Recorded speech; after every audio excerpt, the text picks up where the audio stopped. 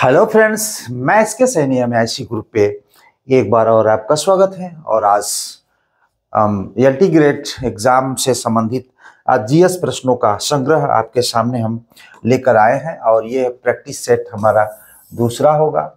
हालांकि बहुत सारे लोग जीएस क्लासेस ले रहे हैं, क्योंकि हमारे फिजिकल एजुकेशन के जो भी हमारे छात्र हैं या हमारे बड़े भाई या छोटे भाई हैं, तो उनकी समस्या के समाधान के लिए हम प्रैक्टिस सेट 2 जीएस क्लासेस के लिए लाए हैं। हालांकि ये सभी विषय के लिए ये अनिवार्य है। जो सामान्य ज्ञान 30 प्रश्न पूछे जाएंगे वो सभी विषयों में पूछे जाएंगे, तो सभी लोग इसका अध्ययन कर सकते हैं। और जिसका जो मुख्य शीर्षक रहेगा भारतीय संविधान से, कुछ भूगोल से, कुछ इतिहास से, कुछ सामान्य विज्ञान से, कुछ भारतीय अर्थव्यवस्था से और उत्तर प्रदेश से रिलेटेड ये प्रश्न आपके सामने होंगे। तो आइए समय न गंवाते हुए हम जीएस क्लासेस के अंतर्गत हम प्रश्न नंबर की तरफ चलते हैं। तो यहाँ पे जैसे सबसे पहला प्रश्न है संविधान से, यानी भारतीय संविधान का कौन सा अनुच्छेद कहता है कि भारत एक संघ होगा, भारत एक संघ होगा। इसमें सही उत्तर आपका ऑप्शन ए सही है, जिसको हम अनुच्छेद 1 कहते हैं। अनुच्छेद 1 में लिखा है कि भारत एक संघ होगा, भारत एक संघ होगा। प्रश्न नंबर हम दूसरी तरफ चलते हैं। विश्व की सबसे लंबी पर्वतमाला कौन सी है? विश्व की सबसे लंबी पर्वतमाला कौन सी है? तो इसमें काफी लोग हिमालय को लगा देंगे। तो हिमालय की लंबाई 24 से 2500 किलोमीटर है और 340 अधिकतम उसकी चौड़ाई है। ऊंचाई की अगर हम बात करते हैं तो सबसे ऊंचा तो हिमालय है, लेकिन अगर हम बात करते हैं सबसे लंबी जो है वो है ऑप्शन सी है एंडीज पर्वत। एंडीज पर्वत यानी दक्षिणी अमेरिका महाद्वीप में स्थित है एंडीज पर्वत, जिसकी जो लंबाई है वो 7000 किलोमीटर, बहुत ज्यादा होता है। 7000 किलोमीटर अधिक लंबी है और दुनिया का ये सबसे निरंतर पर्वत मतलब माला है। और एंडीज पर्वतमाला दक्षिण अमेरिका के 7 देश Venezuela, Colombia, Ecuador, Peru, Bolivia, Chile और अर्जेंटीना से होकर गुजरती है। यानी हमको से दक्षिणी अमेरिका के 7 देशों से होकर के गुजरता है। जैसे हिमालय पर्वत नेपाल में भी है और तिब्बत में है, भारत में है, चीन में है। तो इस तरह से हम देखेंगे। इसी तरह से यह जो है दुनिया के सबसे लंबी पर्वतमाला की बात करें तो एंडीज पर्वत है। नेक्स्ट समस्या चलते हैं। ये आपका पूछा हुआ प्रश्न है। ये देखिएगा, यहां से लेकर के ये जो दिख रहा है ना, ये एंडीज पर्वत है। यहां से ये उत्तरी अमेरिका है, ये यहाँ से दक्षिणी अमेरिका है। तो दक्षिणी अमेरिका महाद्वीप का ये एंडीज पर्वत है, ये जो दुनिया का सबसे लंबा पर्वत है। आइए समय न गंवाते हुए नेक्स्ट चलते हैं। विश्व का सबसे बड़ा मरुस्थल कौन सा? ये प्रश्न आपको लगता है सभी लोग इसका उत्तर ऑप्शन के हिसाब से लगाएंगे। क्या? सहारा लगाएंगे, क्योंकि सहारा सबसे बड़ा मरुस्थल सब लोग जानते हैं। लेकिन आज मैं आपको आश्वस्त कर देना चाहता हूं कि मरुस्थल की जब बात आती है तो यहाँ पे देखिए, यहाँ पे अगर अंटार्कटिका और सहारा दोनों ऑप्शन में है, लिख रहा है विश्व का सबसे बड़ा मरुस्थल, रिजर्व सबसे बड़ा, तो इसमें उत्तर के हिसाब से तो आपका ऑप्शन सी सही है, अंटार्कटिक मरुस्थल। मैं आपको बता दूं, इसमें 80% छात्र अगर यह पूछता है तो 80% छात्र बिना सोचे समझे सहारा को लगा देंगे। लेकिन अगर अंटार्कटिका मरुस्थल ऑप्शन में नहीं होता तो सहारा लगाते तो सही होता। लेकिन अंटार्कटिका मरुस्थल इसमें ऑप्शन में है, इसलिए सही उत्तर आपका सी है। मैं आपको क्लियर कर दूं, जो सहारा मरुस्थल है वो गर्म मरुस्थल। अगर इस तरह से प्रश्न पूछता है कि विश्व का सबसे बड़ा गर्म मरुस्थल कौन सा है, तो इसी ऑप्शन में सहारा सही हो जाएगा। अगर इसी में पूछ दिया विश्व का सबसे बड़ा ठंडा मरुस्थल कौन सा है, तो इसी ऑप्शन में आपका सी सही होगा। लेकिन पूछता है विश्व का सबसे बड़ा मरुस्थल कौन सा है और दोनों ऑप्शन दिया है, तो अंटार्कटिका मरुस्थल है। भारत का आप देखेंगे, भारत का जो है थार का मरुस्थल भारत का सबसे बड़ा मरुस्थल है। यहाँ की हम बात करें तो अंटार्कटिका, क्योंकि अंटार्कटिका महाद्वीप विश्व का 5वां बड़ा महाद्वीप है। विश्व का 5वां सबसे बड़ा महाद्वीप है अंटार्कटिका। और अंटार्कटिका में वहां पे कोई व्यक्ति, मानव या कोई घर या कोई नहीं रहता, वहां को रिसर्च सेंटर, रिसर्च टाइप के रिसर्च करने जाते हैं वहां पे लोग, क्योंकि बर्फ की चादर में मतलब लिपटी हुई है। रेगिस्तान नहीं, डिजर्ट्स मतलब मरुस्थल, मतलब जहां मरा हुआ भूमि, जहां पे किसी प्रकार का कोई कृषि या मानव के लिए उपयुक्त नहीं हो, वही है। तो इसलिए हम कह सकते हैं ये अंटार्कटिका मरुस्थल। हमने दिया है सहारा भी दिया है। सहारा की बात कर लेते हैं तो सहारा मरुस्थल 11 देशों में फैला हुआ है और दक्षिण अफ्रीका महाद्वीप में है। दक्षिणी अफ्रीका महाद्वीप में सहारा मरुस्थल है जो 11 देशों को टच करता है, 11 देशों में फैला हुआ है। गोबी मरुस्थल का भी हमने बात किया है। गोबी मरुस्थल चीन और मंगोलिया में स्थित है।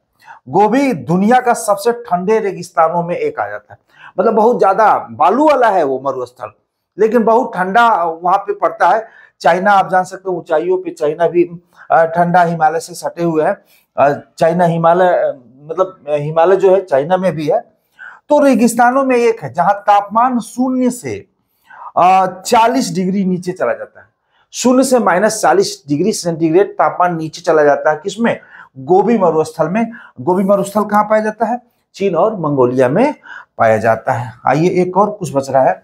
अरब मरुस्थल अरब देश में पाया जाता है।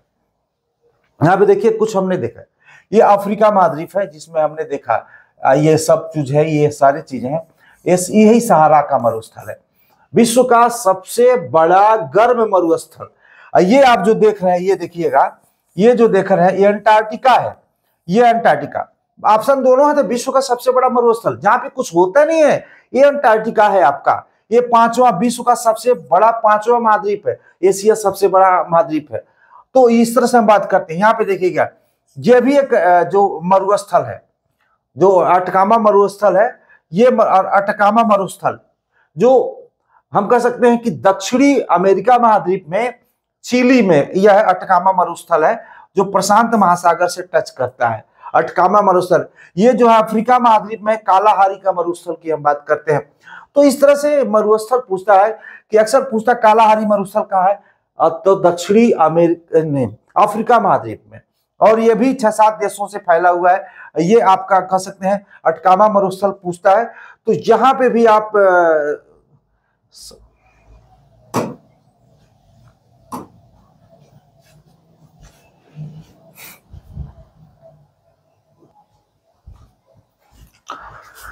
थोड़ी सी तकनीकी दिक्कत आ गई थी। अब आइए नेक्स्ट चलते हैं। यहाँ पे देखिएगा, हम अटकामा की भी बात किए हैं, मरुस्थल जो चिली दक्षिण अमेरिका में स्थित है, जो मुख्य रूप से उत्तरी चिली प्रशांत तट के साथ फैला हुआ, जो हमने आपको बताया। कालाहारी मरुस्थल दक्षिण अफ्रीका में स्थित, जो बोत्सवाना, नामीबिया और दक्षिण अफ्रीका के कुछ हिस्सों को कवर करता है। तो आपने देखा कि जो कालाहारी का मरुस्थल है वो अफ्रीका महाद्वीप में है, और अटकामा जो मरुस्थल है आप दक्षिण अमेरिका महाद्वीप में स्थित है। तो बात करते हैं और आगे पूछता है। तो यहाँ पे देखिएगा, ये हमने बताया नामीबिया में है।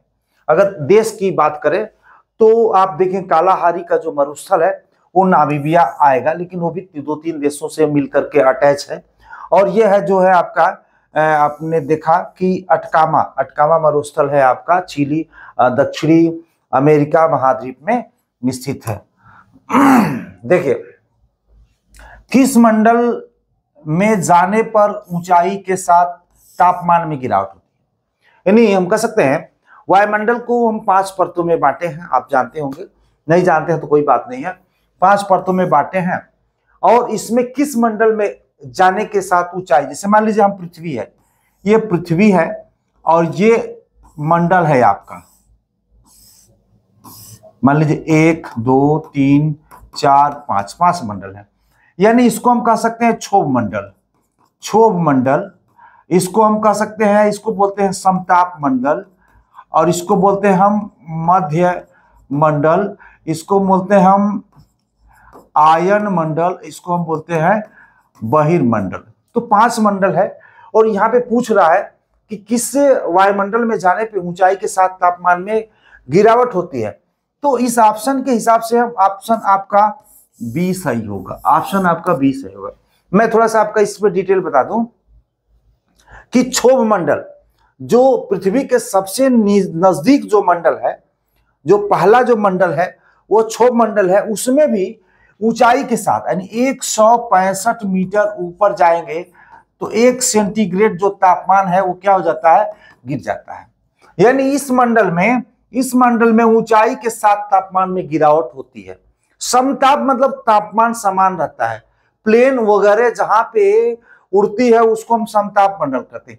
इसी में जहाज उड़ता है, क्षोभ मंडल से तुरंत चला जाता है समताप मंडल है। समताप मंडल में ही जहाज उड़ता है। यहाँ पे मंडल जो वायुमंडल जब सम मतलब बराबर, ताप मतलब समान तापमान होता है, न उसमें अधिक होता है न उसमें कम होता है, न धूल भरी आंधी, बस किसी तरह का कोई समस्या नहीं आती, इसलिए प्लेन को हम समताप मंडल में उड़ाते हैं।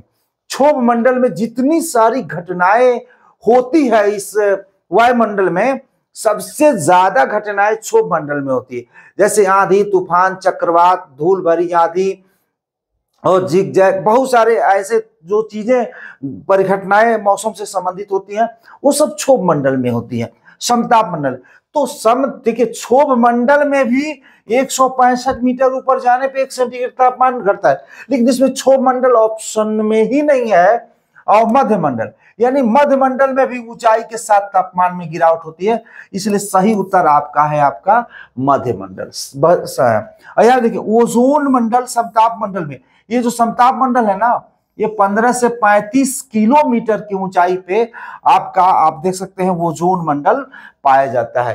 15 से 35 किलोमीटर की ऊंचाई पर ओजोन मंडल समताप मंडल में विद्यमान है। पूछ देता है ओजोन मंडल ओजोन जो गैस है वो गैस का लेयर जो है वो किस मंडल में है, तो सही उत्तर है आपका समताप मंडल में ही ओजोन गैस का लेयर है, जो पराबैंगनी किरणों से हमें रक्षा करती है, जो अल्ट्रावेव जो हमको नुकसानदायक होती है उससे हमको रक्षा करती है। यह ओजोन को मापने वाली जो इकाई होती है, देखिए डाप्सन में कभी कभी पूछता है ना ओजोन गैस के लेयर को किस इकाई में नापते हैं, तो हम डाप्सन इकाई में मापते हैं। यहाँ पे क्लियर होंगे, डाप्सन इकाई में मापते हैं। तो इस तरह से हमने देखा सही उत्तर जो है आपका मध्य मंडल है। चूंकि बड़ा लंबा चैप्टर है, हल्का से मैं आपको समझा रहा हूं। अगर आपको इसका देखना है वायुमंडल तो देखना तो हमारे YouTube पे आपको भूगोल वाले से मिल जाएगा। शक संवत की शुरुआत किस शासक ने की थी, तो ऑप्शन जो उत्तर है कनिष्क ने शक संवत की शुरुआत की थी। और शक संवत की शुरुआत कुषाण वंश के सबसे प्रसिद्ध शासक वो कनिष्क ने 78वीं ईस्वी में की थी। तो सही उत्तर आपका ये है। बहुत सॉलिड प्रश्नों का संग्रह मैं लेके आया हूं।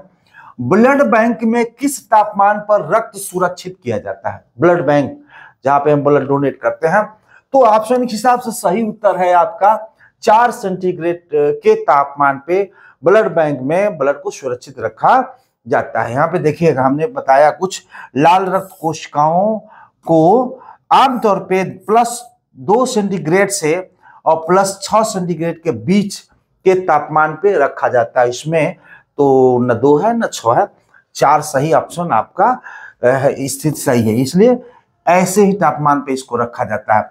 भारत में राष्ट्रपति निर्वाचन किस प्रकार का चुनाव प्रणाली है, तो यहाँ पे ऑप्शन के हिसाब से देखें ऑप्शन सी है एकल संक्रमणीय मत प्रणाली। एकल संक्रमणीय मत प्रणाली आपका सही उत्तर है। यहाँ पे नेक्स्ट चलते हैं प्रश्नों की तरफ। एलपीजी का मुख्य घटक कौन सा है, ये पूछा हुआ है आपके एलटी ग्रेड एग्जाम में पूछा हुआ है कि एलपीजी का जो मुख्य घटक कौन सा होता है, तो ब्यूटेन होता है। इसमें ऑप्शन आपका सही उत्तर है ब्यूटेन। मैं आपको बता दूं एलपीजी लिक्विड जो पेट्रोलियम गैस है मुख्यतः ब्यूटेन और प्रोपेन का मिश्रण होता है, और इसमें ब्यूटेन की मात्रा क्या होती है, सबसे अधिक होती है। इसे एलपीजी का मुख्य घटक ब्यूटेन को माना जाता है ऑप्शन के हिसाब से। और आगे चलते हैं, एलपीजी में बदबू क्यों मिलाई जाती है, जान लीजिए जो एलपीजी गैस है ना वो गंधहीन है, उसमें किसी प्रकार का कोई गंध ही नहीं है। उसमें मिलाया जाता है इसलिए कि रिसाव का पता चल सके कि कहाँ गैस रिस रहा है, नहीं तो दुर्घटनाएं घट जाएगी पता भी नहीं चलेगा। बड़ा सोच समझ करके बनाया गया। यानी एलपीजी में बदबू नहीं होता है, उसमें बदबू मिलाया जाता है। तो क्या मिलाया जाता है, क्यों बनाया जाता है? ऑप्शन सी से रिसाव का पता लगाने के लिए। हल्का सा घर में गैस रिसता है ना, तो पता चलता है यदि गैस रिस रहा है, अलर्ट हो जाता है, अरे भाई हटो, वहां कोई आग न जला जाए, नहीं तो जल जाएगा, आदमी मर जाएगा। इसलिए रिसाव का पता लगाने के लिए बदबू मिलाया जाता है। बदबू में क्या मिलाया जाता है देख लीजिए। इसमें जो है एथाइल कैप्टन मिलाया जाता है, ताकि रिसाव होने पर इसकी तेज गंध से आसानी से पता लगाया जा सके। ये चीजें हैं। नेक्स्ट चलते हैं कि भूकंप के दौरान पृथ्वी की सतह पर सबसे अधिक विनाशकारी तरंगे, यानी जो तरंगे पी और एस और एल होती हैं, यानी 3 तरह का तरंग होता है, पी, एस और एल। तो पूछ रहा है इसमें सबसे विनाशकारी तरंगे कौन सा है? तो सबसे विनाशकारी तरंगे ऑप्शन सी सही है। यल जो तरंगे होती हैं वो सबसे विनाशकारी तरंगे होती हैं, और इसकी जो गति होती 303 से 5 किलोमीटर प्रति सेकंड की गति से यह चलती है। मैं आपको थोड़ा सा इसमें कुछ और सारे प्रश्न को बता दूं। एक चीज और बता दें, भूकंप आने से पहले वायुमंडल में रेडान गैस की मात्रा बढ़ जाती है। देखिएगा, पूछता है कभी कभी कि भूकंप आने से पहले वायुमंडल में किस गैस की मात्रा बढ़ जाती है? तो रेडान गैस की पूछता है, और हम क्या होते हैं ना, नहीं पढ़े हैं, नहीं समझते हैं, तो हम मिस कर जाते हैं। रेडान गैस की मात्रा बढ़ जाती है।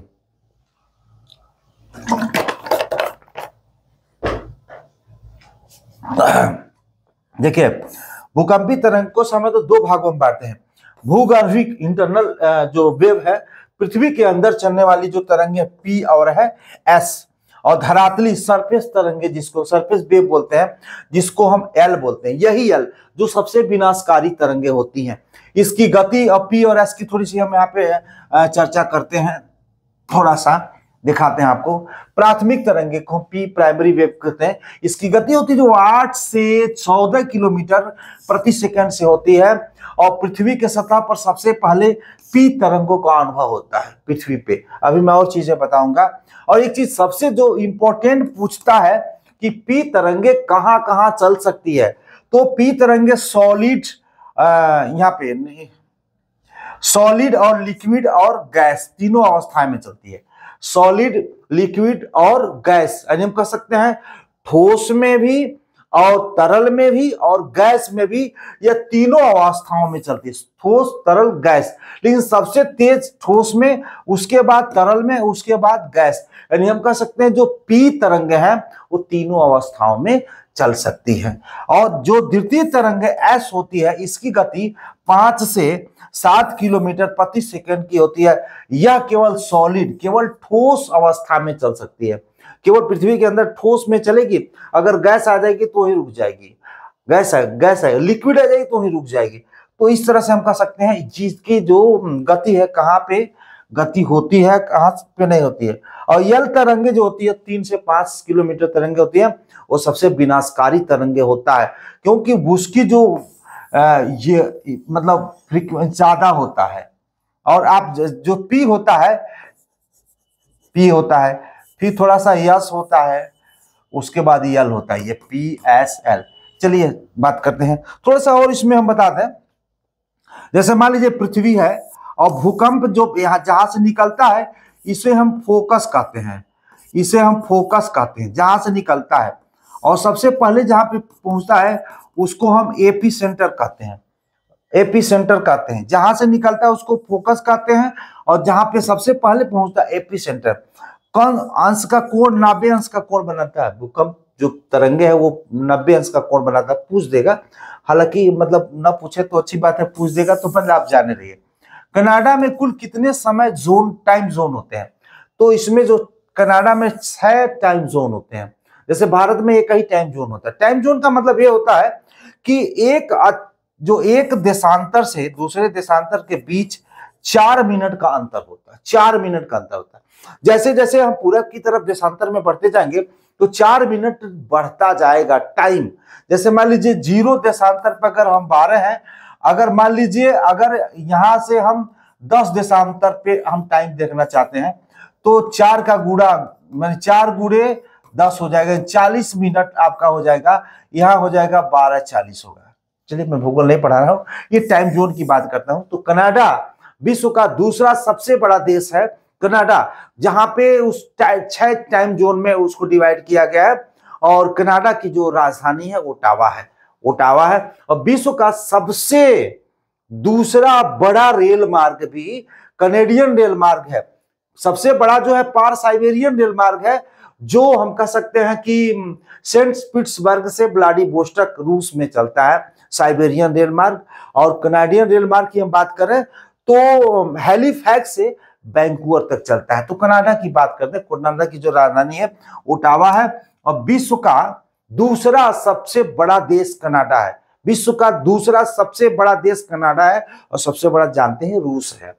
कनाडा विश्व का दूसरा सबसे बड़ा देश में से एक है और इसका क्षेत्रफल बहुत विशिष्ट है, इसलिए इसे 6 टाइम जोन में इसको विभाजित किया गया। इसकी जरूरत नहीं है लेकिन हमने लिख दिया है जो कौन कौन से टाइम जोन है। विश्व का पहला पर्यावरण दिवस कब मनाया गया, जो इन्वायरमेंट डे कब मनाया गया? तो सही उत्तर ऑप्शन बी है 5 जून 1973 को, यानी 5 जून को विश्व पर्यावरण दिवस मनाया जाता है। और 1973 में यह पहला पर्यावरण दिवस मनाया गया। 1973 को मनाया गया। संयुक्त राष्ट्र संघ महासभा में 1972 में स्टॉकहोम सम्मेलन के दौरान इस दिन को घोषित किया गया था। 72 में घोषित किया गया, 73 में मनाया गया। भारतीय रिजर्व बैंक आरबीआई की स्थापना कब हुई? तो स्थापना है 1 अप्रैल, यहाँ पे 1935 दिया है, यहाँ पे 1 अप्रैल 1935 को हुई थी। कहाँ हुई थी? कोलकाता में हुई थी। कहाँ हुई थी? कोलकाता में हुई थी। और 1937 में ये इसको बॉम्बे में ला दिया गया। और बॉम्बे आरबीआई का जो हेड ऑफिस है वर्तमान में बॉम्बे है। और इसके 4 क्षेत्रीय कार्यालय हैं, जो बड़े शहर जानते हैं, दिल्ली, मुंबई, कोलकाता और चेन्नई। 4 क्षेत्रीय कार्यालय हैं इसके आरबीआई के। और आरबीआई देखिए, आरबीआई सन 1773 से ही हिल्टन एंड कमीशन, बहुत सारे कमीशनों के बाद नहीं बन पाया। 1926 में हिल्टन यंग कमीशन का सुझाव आया। 1926 में किसके सुझाव पे? हिल्टन यंग कमीशन के सुझाव पे 1926 में सुझाव दिया गया कि भारत में रिजर्व बैंक ऑफ इंडिया की स्थापना होना चाहिए। तो 1929 में इनके सुझाव पे केंद्रीय बैंकिंग जांच समिति की स्थापना हुई और वो अपना रिपोर्ट 1931 में बोली। यानी 1900 केंद्रीय बैंकिंग जो जांच समिति थी 1929 में बनाया गया और यह रिपोर्ट 1931 में भेजी। कौन? केंद्रीय बैंकिंग जांच समिति ने भेजा। और 31 में जब भेजा गया तो पता लगा कि भाई 1934 में बैंकिंग अधिनियम एक्ट पास हुआ, यानी बैंक से संबंधित एक कानून पास हुआ। और 1 अप्रैल 1935 को रिजर्व बैंक ऑफ इंडिया का स्थापना होता है भारत में। उसकी पूंजी कितनी थी? 5 करोड़ के साथ आरबीआई की स्थापना हुई थी। और 100 रुपया के 500 अंश 5,000 100 रुपया के 5,000 अंश से 5 करोड़ यानी 500 रुपया के 5 करोड़ जो है कैपिटल के साथ आरबीआई की स्थापना हुई थी। और 1 जनवरी 1949 को रिजर्व बैंक ऑफ इंडिया का राष्ट्रीयकरण कर दिया गया, नेशनलाइजेशन कर दिया गया। यानी प्राइवेट व्यक्ति का जो स्वामित्व है वो सरकारी व्यक्ति में क्या हो गया? बदल गया। यानी अब किसी व्यक्ति का इसमें शेयर नहीं होगा। तो 118 रुपया 62 पैसा 118 रुपया 62 पैसा दे करके रिजर्व बैंक ऑफ इंडिया एक स्वयं संस्था, एक सरकारी संस्था के रूप में काम करने लगी। यह बैंकों का बैंक होता है, ये केंद्रीय बैंक है। सरकार को जरूरत पड़ने पे पैसे उधार भी देती है, सभी बैंकों को लाइसेंस भी देती है और मुद्रा संबंधित जो मॉनेटरी पॉलिसी यही बनाती है। जो आप देखते होंगे रेपो रेट घट गया, रेपो रेट बढ़ गया, वो सारा काम रिजर्व बैंक ऑफ इंडिया का ही है। हालांकि बहुत बड़ा यह चीजें हैं, लेकिन आपको मैं थोड़ा सा बताया। जनसंख्या घनत्व का सही सूत्र बताइए। जनसंख्या घनत्व का सूत्र, जनसंख्या एक बड़ी समस्या भारत के सामने हो गया। जनसंख्या घनत्व की हम बात कर रहे हैं, तो जनसंख्या घनत्व का जो ऑप्शन हाँ ये है, ऑप्शन सी सही है। कुल जनसंख्या बटे कुल क्षेत्रफल। देखिए आपको कभी भी भूलेगा नहीं, ऐसा मैं बता दूं, हम रहते किस पे हैं? जमीन पे। जमीन का मतलब क्षेत्रफल। ये जमीन है, देखिएगा ये आदमी है और ये क्या है आपका पृथ्वी है। आदमी कहाँ रहता है? पृथ्वी पे रहता है। तो ठीक है, तो कुल जनसंख्या घनत्व का सूत्र जो होता है यानी कुल जनसंख्या बटे कुल क्षेत्रफल, कितना जमीन पे आदमी रहता है। तो जमीन नीचे है और आदमी क्या है? ऊपर है, इसीलिए कुल जनसंख्या ऊपर होगा और कुल क्षेत्रफल क्या होगा? नीचे होगा। बहुत इजी तरीके से आप समझ सकते हैं, कुल जनसंख्या ऊपर होगा और कुल क्षेत्रफल नीचे होगा, इसी को कहते हैं जनसंख्या घनत्व। यदि किसी राज्य की जनसंख्या 50 लाख है और क्षेत्रफल 25,000 वर्ग किलोमीटर है, तो जनसंख्या क्या होगा? तो स्वाभाविक है कि हम 50,000 से 25,000 में भाग देंगे, 50 लाख से 25,000 में भाग दे देंगे और 200 प्रति व्यक्ति आ जाएगा। ऑप्शन आपका ये आपका सही है। अब मैं बता दूं 2011 की जनगणना के अनुसार भारत का जो जनसंख्या घनत्व सर्वाधिक बिहार का है। 1102 व्यक्ति प्रति वर्ग किलोमीटर बिहार की जनसंख्या है। यानी जनसंख्या घनत्व के दृष्टिकोण से जो बिहार है, यानी पूछता है भारत का सबसे अधिक जनसंख्या घनत्व वाला राज्य कौन सा है? तो बिहार है, बिहार है, बिहार है। और न्यूनतम जनसंख्या घनत्व वाला राज्य कौन सा है? न्यूनतम जनसंख्या घनत्व वाला है तो अरुणाचल प्रदेश है। अरुणाचल 17 व्यक्ति प्रति वर्ग किलोमीटर में निवास करता है। और सबसे अधिक जनसंख्या किसका है? तो यूपी का है, अपना देश उत्तर प्रदेश। उत्तर प्रदेश यानी भारत का सबसे अधिक जनसंख्या वाला राज्य क्या है? उत्तर प्रदेश है 2011 के अनुसार। और 2001 के अनुसार हम पश्चिम बंगाल जनसंख्या घनत्व में था। तो बात यहाँ पे आती है थोड़ी बहुत जनसंख्या से संबंधित प्रश्न पूछता है। तो बीडी सावरकर ने वर्ष 1906 में देखिएगा अभिनय भारती की स्थापना किस शहर में की थी? अभिनय भारती की स्थापना ऑप्शन सी सही है, लंदन में की थी। लेकिन 1906 में और लंदन में 1904 की बात जब बात पूछता है तो नासिक में किया गया था।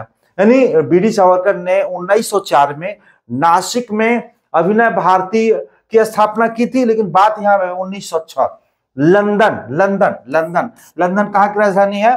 ब्रिटेन की राजधानी लंदन है। फ्रिजबी क्या है? फ्रिजबी क्या है? फ्रिजबी क्या है? फ्रिजबी क्या है? फ्रिजबी एक खेल है। ऑप्शन बी सही है। ये अल्टीग्रेड एग्जाम में पूछा था। यह फ्रिजबी एक गोल हल्का प्लास्टिक डिस्क है जिसे हवा में फेंका जाता है और कैच किया जाता है। यही डिस्क है, यही जो डिस्क है इसको हम फ्रिजबी क्या है? फ्रिजबी क्या है? खेल है। प्रश्न पूछा हुआ है, ये पूछा हुआ था। भारत के प्रथम राष्ट्रपति नागरिक रक्षा जो अभ्यास जिसको हम ऑपरेशन अभ्यास का आयोजन किस वर्ष किया गया? ऑपरेशन अभ्यास का आयोजन किस वर्ष किया गया? ऑप्शन बी सही है, 2025। आयोजन तिथि 7 मई 2025 को।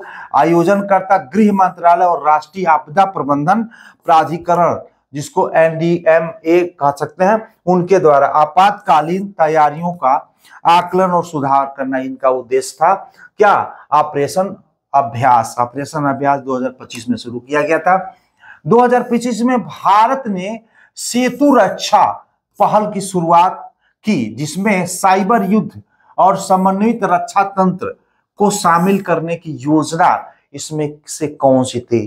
तो यहाँ पे मिशन सुदर्शन चक्र, मिशन सुदर्शन चक्र ऑप्शन बी आपका सही है। मिशन सुदर्शन चक्र नरेंद्र मोदी जी 15 अगस्त 2025 को इसकी घोषणा की थी। बात करते हैं नेक्स्ट, कुशीनगर में सैटेलाइट पेलोड लॉन्च किस कार्यक्रम के तहत किया गया था? सैटेलाइट कुशीनगर अभी पूरे भारत के जो छात्र कुशीनगर में आए थे और लॉन्च किया गया था।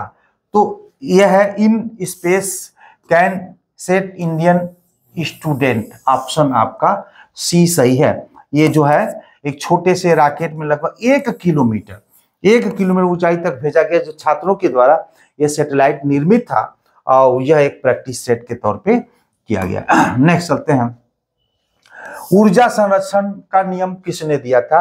तो ऊर्जा संरक्षण का नियम ऑप्शन सी सही है, जूल ने दिया था। ऊर्जा संरक्षण का नियम मुख्य रूप से जूलियस रॉबर्ट्स मेयर यह 1842 में स्थापित किया था। ये भी LT ग्रेड में पूछा हुआ प्रश्न है। बात करते हैं, नरेंद्र मोदी द्वारा आरंभ किया गया स्वच्छ भारत मिशन किस वर्ष शुरू किया गया था? ऑप्शन सही है। 2014 को प्रधानमंत्री जी ने 2 अक्टूबर 2014 को इस मिशन को शुरू किया था। बात करते हैं नेक्स्ट। भारत में ग्रीक दूत मेगास्थनीज किस राजा के दरबार में आया था? ऑप्शन बी सही है, चंद्रगुप्त मौर्य। और मेगास्थनीज ने अपनी प्रसिद्ध पुस्तक इंडिका किसका लेखक है? तो मेगास्थनीज का। यहाँ पे मौर्यकालीन समाज का इसमें इंडिका में वर्णन किया है। नेक्स्ट चलते हैं। किस ग्रंथ में रामायण का सबसे प्राचीन उल्लेख मिलता है? किस ग्रंथ में रामायण का उल्लेख मिलता है? तो बौद्ध जातक कथाओं में रामायण का उल्लेख मिलता है। उसमें राम सीता की जो बात कही गई है कि सीता राम की बहन बताई गई है। नेक्स्ट चलते हैं। अलीपुर बम केस किस क्रांतिकारी से संबंधित है? ये प्रश्न बड़ा अच्छा है। ऑप्शन सी सही है, अरविंद घोष। बाद में आखिर में अंग्रेजों ने इनको रिहा भी कर दिया, से इनके खिलाफ मतलब साबित नहीं हो पाया। अरविंद घोष यानी अलीपुर में किस केस? तो अली मतलब अरविंद घोष को। नेक्स्ट चलते हैं। काबुली वाला किस भारतीय ऐतिहासिक काल से प्रेरित कहानी है? तो यह ब्रिटिश काल से है। ऑप्शन ए भी पूछा हुआ है, एलटी ग्रेड में पूछा हुआ है, यह ब्रिटिश काल से। और रविन्द्रनाथ टैगोर की कहानी है जो काबुली वाला, यानी रविन्द्रनाथ टैगोर ने इस कहानी को लिखा था और ब्रिटिश शासन काल के सामाजिक जीवन को यह दर्शाता है। भारत में रेलवे का प्रवर्तक किसे कहा जाता है? रेलवे का प्रवर्तक किसे कह सकता है? यानी हम कह सकते हैं भारत में रेलवे का जनक कह सकते हैं इस तरह। तो ये ऑप्शन सी है, डलहौजी को। लॉर्ड डलहौजी ने 16 अप्रैल 1873 में मुंबई में बोरी बंदर से थाने के बीच पहली यात्री ट्रेन यह 34 किलोमीटर की दूरी तय की थी। तो यहाँ पे डलहौजी आपका सही उत्तर है। नेक्स्ट चलते हैं। किस शासन ने पहली बार भूमि राजस्व प्रणाली को माप के आधार पर संगठित किया था? ऑप्शन ए है आपका शेरशाह सूरी ने। शेरशाह भूमि मापन के आधार पर जमीन का वर्गीकरण करके राजस्व तय किया और आगे इसी को अकबर ने सुधार कर जब्ती प्रणाली दी इसको। नेक्स्ट चलते हैं। पंचतंत्र का संस्कृत में मूल किसे माना जाता है? पंचतंत्र का संस्कृत में मूल लेखक किसे माना जाता है? ऑप्शन बी सही है, विष्णु शर्मा को। पंचतंत्र विश्व का सबसे प्राचीन कथा संग्रह है जिसका मूल संस्कृत लेखक विष्णु शर्मा को माना जाता है। यह नीति शास्त्र और राजनीति पर आधारित है। तो पंचतंत्र की कहानियां हम लोग भी बहुत पढ़े हैं। भारत छोड़ो आंदोलन के समय भारत का वायसराय कौन था? तो लॉर्ड लिनथिंगो थे, यानी लॉर्ड लिनथिंगो थे। ऑप्शन ए आपका सही है। 1942 में गांधी जी के नेतृत्व में शुरू किया भारत छोड़ो आंदोलन के दौरान जो लिथनिंग वायसराय था उसने आंदोलन को दबाने का कठोर प्रयास किया था। नेक्स्ट चलते हैं हम। भारतीय राष्ट्रीय कांग्रेस के पहले मुस्लिम अध्यक्ष कौन थे? ऑप्शन ए सही है, बदरुद्दीन तैयबजी। 1887 में बदरुद्दीन तैयबजी ने INS तीसरे नंबर के पहले मुस्लिम या अध्यक्ष बने थे। नालंदा विश्वविद्यालय को किसने जलाया था? यह भी पूछा हुआ प्रश्न है एलटी ग्रेड में। नालंदा विश्वविद्यालय को किसने जलाया था? तो बख्तियार खिलजी ने जलाया था। 1193 में बख्तियार खिलजी ने सेना ने नालंदा विश्वविद्यालय को जलाकर नष्ट कर दिया जिससे भारतीय शिक्षा पर बड़ा आघात लगा। नेक्स्ट चलते हैं। भारत में मेक इन इंडिया कार्यक्रम किस वर्ष शुरू किया गया था? तो 2014 में। यह ग्रीन रेवोल्यूशन का मुख्य उद्देश्य क्या है? खाद्यान्न उत्पादन करना। एक नया प्रश्न बोले हैं। 2014 आपका सही उत्तर है। नेक्स्ट चलते हैं। निम्न में से कौन सा बेस ईयर भारत की जीडीपी ग्रास डोमेस्टिक प्रोडक्ट गणना के लिए वर्तमान में प्रयुक्त किया जाता है? वर्तमान जो है बेस ईयर किसको माना जाता है? जो सूची महंगाई का, खुदरा महंगाई, थोक महंगाई जो आकलन किया जाता है 2011-12 लेकिन जीडीपी गणना करने के लिए 2011-12 का बेस ईयर प्रयुक्त होता है। हालांकि सरकार ने हाल ही में इसे संशोधित करके 22-23 करने की घोषणा की है और जिसके आंकड़े 27 फरवरी 2026 को जारी किया जाएगा। 2026 को जारी किया जाएगा, 23-22। लेकिन बेस ईयर 11-12 अगर जो जारी होगा 26 में, उसका बेस 22-23 होगा। ह्यूमन कैपिटल फॉर्मेशन का प्रमुख साधन कौन सा है? ह्यूमन मतलब मानव। तो शिक्षा, अगर शिक्षा नहीं रहेगा तो मानव की कार्यक्षमता बहुत अच्छा नहीं रहेगा, इसलिए ऑप्शन बी आपका सही उत्तर है। HDI ह्यूमन डेवलपमेंट इंडेक्स इसको बोलते हैं, मानव विकास सूचकांक। मानव विकास सूचकांक जो है, देखिए अमर्त्य सेन और महबूब उल हक है। अमर्त्य सेन मिस्टेक से पहले हो गया है, लेकिन जो मुख्य जो भूमिका है महबूब उल हक का है। ये 1990 में ह्यूमन इंडेक्स आपने बनाया था। इस आधार पे एक देश की विकास को निर्धारित करते हैं। ये रहने वाले पाकिस्तान के हैं, ये रहने वाले पाकिस्तान के अमर्त्य सेन, ये अर्थशास्त्र के क्षेत्र में नोबेल पुरस्कार से विजेता है और भारत में, और इनका जो बांग्लादेश में मूल है कह सकते हैं। पहले भारत में थे, विभाजन के बाद वो बांग्लादेश चला गया। तो महबूब उल हक अगर आता है, ऑप्शन बदल दिया, महबूब अमर दोनों दे दिया, तो महबूब उल हक को लगाएंगे हम। 1990 में विकसित किया गया, जो स्वास्थ्य, शिक्षा और आय पे आधारित है। आय पे भारत में प्रधानमंत्री जन धन योजना किस प्रकार की योजना है? तो ये आपका कौन सा है? वित्तीय समावेश योजना है। ऑप्शन बी सही है, वित्तीय समावेश योजना है। वित्तीय समावेश योजना है जो बैंकिंग सुविधाओं को 28 अगस्त 2014 को लागू किया गया। दांत के डॉक्टर का दर्पण कैसा होता है? दांत के डॉक्टर का, तो ऑप्शन आपका बी सही है, अवतल होता है, जिससे कि वो बड़ा देख करके आपका इलाज कर सके। तो आज के लिए इतना ही, और नेक्स्ट वीडियो में हम फिजिकल एजुकेशन की क्लास लेकर आएंगे और जीएस का भी क्लासेस मैं बहुत जल्द लेकर आऊंगा। आज के लिए इतना ही, धन्यवाद।